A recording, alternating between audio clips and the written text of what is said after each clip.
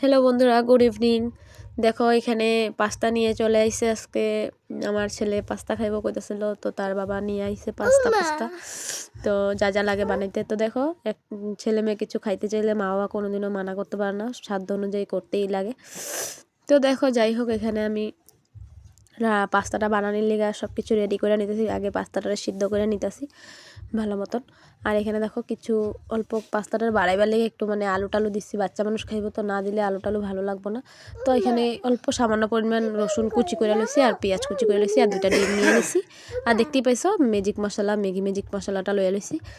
তারপরে এখানে সব কিছু রেডি কইরা আমি বানাইতে লেগে গেছি। এখানে প্রথমে আমি পেঁয়াজ কুচি আর রসুন কুচিটা দিয়েছি। তোমরা চাইলে পেঁয়াজ কুচির লগে মানে রসুনটা গ্রেট করেও দিতে পারো বা ছেঁচাও দিতে পারো। তো যেটাই হোক, এগুলা কইরা দিলে মানে ভাল লাগবো আর কি। আমি সময়ের লেগে মানে বেশি একটা করিনি। আর মরিচ তো দিয়েই নেই, মরিচ দিলে আর একটু ভালো লাগতো, কারণ বাচ্চা মানুষ খাইবো, তার লেগে মরিচ দিনে। আর এখানে 2টা ডিম ফাটাই আমি ভালো মতন এটারে ভাজ্যা নিতেছি, যাতে ডিমের একটা আষ্টা গন্ধ এটা না থাকে, ভালো করে যাতে ভাজা ভাজা হয়ে যায়। তো ভাজা ভাজা হওয়ার পর আমি তারপরে কিন্তু পাস্তাটা দিব। তো ফাইনালি দেখো এখানে আমার পাস্তা বানানো কিন্তু কমপ্লিট। আর সবার আগে যে খাইবো তারে আগে দিয়ে আনি, সার্ভ করে আনি তারে।